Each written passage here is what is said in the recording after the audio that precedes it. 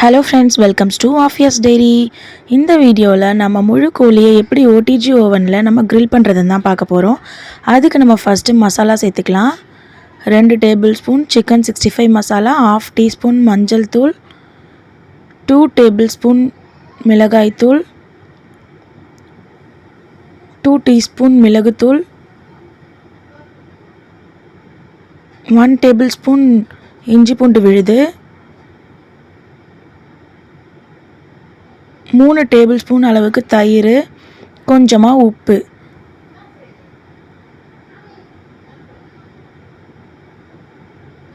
தண்ணி சேர்க்காம கொஞ்சமாக எண்ணெய் சேர்த்துட்டு லெமன் ஜூஸ் ஆட் பண்ணிவிட்டு, ஒரு லெமனில் பாதி லெமன் ஆட் பண்ணியிருக்கேன் நான்.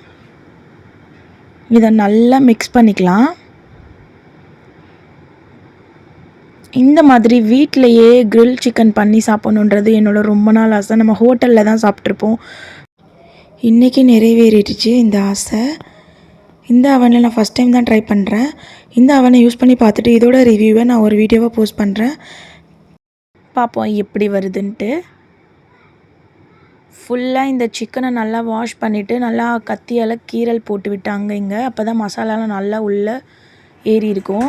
இந்த மசாலாவை எடுத்து அப்படியே ஃபுல்லாக அப்ளை பண்ணிவிட்டு இந்த மாதிரி ஒரு பாத்திரத்தில் வச்சு நான் ஒரு 2 hours கிட்ட ஃப்ரிட்ஜில் வச்சு எடுத்துட்டேன். இப்போ நம்ம அவனை ப்ரீஹீட் பண்ணிடலாம். நாங்கள் வாங்கியிருக்கிறது பிஜியானோட 38 liters கெப்பாசிட்டி ஓடிஜி ஓவன் தான்.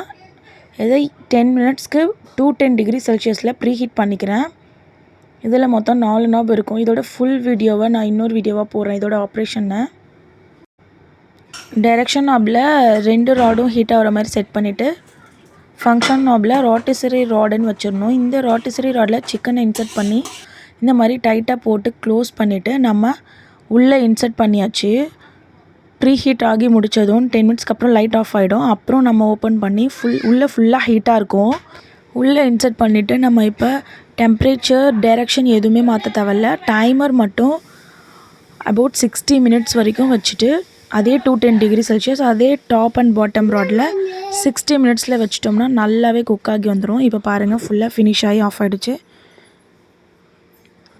நல்லா சூடு ஆறுனதும் தான் எடுக்கிறேன். அதனால தான் நான் அப்படியே கை வைக்கிறேன். இல்லைனா உள்ளே ரொம்ப ஹாட்டாக இருக்கும்.